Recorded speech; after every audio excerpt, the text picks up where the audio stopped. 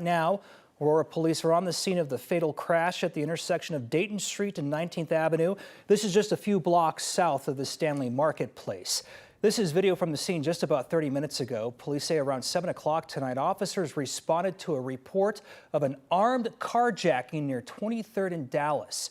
Officers say they found the stolen vehicle and then tried to stop the suspect, but the suspect took off and crashed into another car at Dayton and 19th, killing the driver of that car.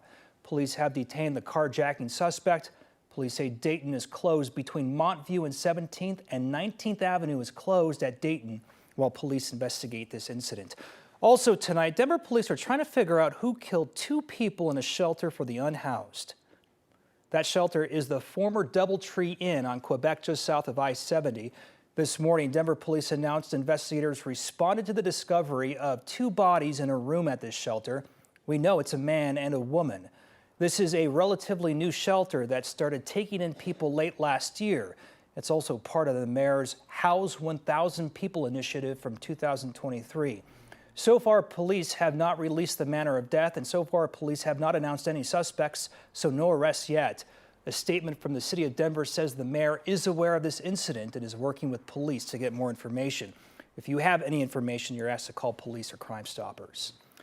Well, all that snow we got last week continues to melt in Denver, and it's not going to last either. Things are warming up this week and the days ahead as we get closer to the first day of spring, which I think is like Tuesday evening, but the first full day is Wednesday, and it's going to be nice. That's right. The first day of spring is the first night of spring because it doesn't start until after 9 p.m. here in Denver. So I'm just counting Wednesday as the first day of spring. But this afternoon, temperatures were warm enough to get some melting done, but still below seasonal for this time of year. We maxed out at 47 degrees at DIA, where our seasonal high is closer to 57 degrees. So we were in the upper 40s across most of the urban corridor. We did get to see some 50s off to the east and south.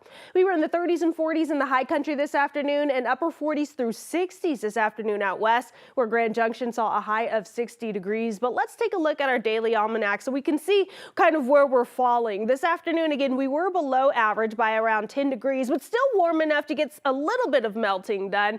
Now, if you look all the way to your right, you could take a look at our precipitation rates. Monthly precipitation looking pretty good. This heavy snow didn't fall too heavily across DIA, but it did give us enough to get around 3.27 inches of precipitation for the year, which is roughly 2 inches above our average for this time of year. So we're looking good as far as that precipitation and the moisture, but we do have a dry stretch of weather ahead as we move into spring. Those details just ahead. All right, back up in the mountains, especially in areas around Black Hawk, people are still trying to dig out and get back to normal. Some parts of Gilpin County saw more than 5 feet of snow. And today, crews were still trying to work on clearing roads and highways. People are still digging themselves out of their homes. The Gilpin County Sheriff says it's a slow process to clear every road, and the rate of snowfall didn't make it easy. When it first started the plowing process, it was just falling too fast. We were getting 3 inches an hour at times, and you can't keep up with that when you have 148 miles of road. If you think about it, 148 miles is like from here to Pbla, so it's very difficult. The Gilpin County Commission voted this morning to extend the local disaster declaration by another few days. They hope the declaration will unlock more money from the state to clean up what remains from this past snowstorm. And while the snow is usually welcome in the mountains because of all of the needed water, it led to some tense moments there in Gilpin County. The heavy snow caused a barn to collapse and several animals were stuck inside. Angeline McCall spoke with the people who went to the rescue. The weight of more than 5 feet of snow meant a barn in Gilpin County collapsed with 2 donkeys trapped inside. Getting up to them, it took probably 30 minutes before we could safely get up there. Brittany Dixon and Chris Jessic are volunteers with the Gilpin County Animal Rescue Team, dispatched on Friday to rescue the 2 donkeys in Aspen Springs, along with 2 horses that were able to get out of the barn. You just kind of have to go in there with a calm demeanor, just talk to them softly, reassure them they're okay, and just hopefully everything fares out. Hope for the best, expect the worst in a way. The team worked with the Sheriff's Office, Timberline Fire Department, and Meyer Services to pave the road. The sheriff says it was all hands on deck. there's a lot of ancillary things that go on in a major snowstorm like this. So, but a lot of people in the community coming together. This rescue, a reminder to animal lovers. I think always setting yourself up for success and knowing that there was a massive storm coming in, doing everything that you would do for yourself to keep yourself safe, also for your animals. So setting up, first aid kits or to-go bags with food and water and leashes and ID collars and all of that stuff. The donkeys will be in a temporary place for now until their original barn is rebuilt. It feels good. It's any sort of rescue that has a positive outcome it's good. I mean, it feels good to be able to help the family and have the animals still be alive, no injuries, and that's why we do what we do. There was so much snow that they couldn't get a trailer up into the area, so the volunteers and the donkeys and the horses had to walk a mile to the new location after they got out of the barn. The next step, they hope, is that the community will help with materials or things that they may have laying around that can help the family rebuild the barn so that the animals can return home. Yeah, and like it was mentioned in your piece, it's always good to have a plan in place, preparedness. Yeah, besides the steps that Brittany mentioned, something to also keep in mind for people who have animals or people who don't have animals is if we get large amounts of snow like that, keep in mind that you have to keep a walkway paved or some kind of area to access your home in case you do have an emergency like that. All right, Angeline, thank you. A former student is suing the Cherry Creek School District over allegations it did not protect her after she reported a sexual assault. Attorneys for the former student filed the lawsuit in federal court this past week. It says the student faced a hostile environment at the high school after she reported the assault. The assault apparently took place off campus. The lawsuit says administrators refused to open an investigation and did not properly punish the suspect until after he was convicted. A spokesperson for Cherry Creek said the district takes these kind of allegations seriously, adding that police handled the investigation because the incident took place off campus.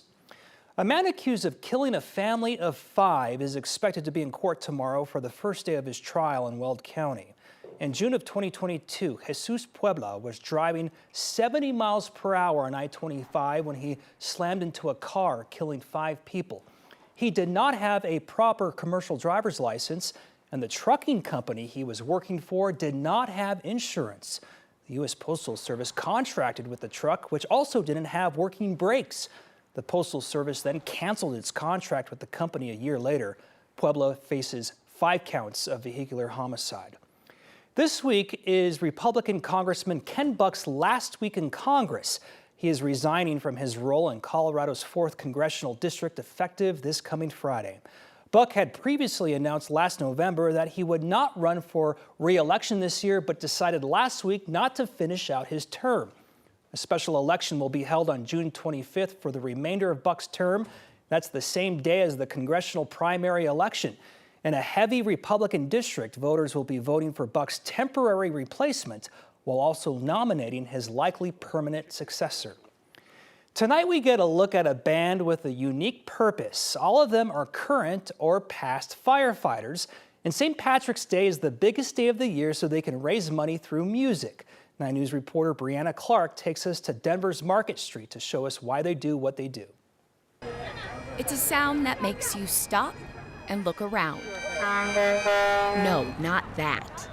This. It's coming from inside the Celtic, where this band, surrounded by a sea of green, is hoping to raise some green. Raising money for what we do all year long. They're known as the Colorado Emerald Society, and this isn't their typical scene. When a first responder dies in the line of duty, this group plays at their funeral. It's an honor. Paulette Diaz was a Denver firefighter for 27 years. Wendy and I have both lost very close friends on this job. Wendy Smith has been fighting fires in Denver for 26 years. I was the 28th woman hired. I was the 25th hired. Yeah, so now, luckily, there's a lot more women in the job. Yeah, but back in the day, you hardly saw anybody. Now, they're surrounded by strong women at work and in the band. And people are so welcoming. Paulette started playing music in elementary school. Drums in 5th grade and the cymbals in marching band in 6th grade. That's when her music career ended. Then about 3 years ago, she picked up the sticks again. It's crazy how a lot of it came back to me, but I have to really work hard. I have to practice to get that sticking down. Just like she did with her career as a firefighter. Paulette took a chance, and now she's serving those who paid the ultimate sacrifice. And she's doing it with the beat of her drum. In Denver, Brianna Clark, 9 News.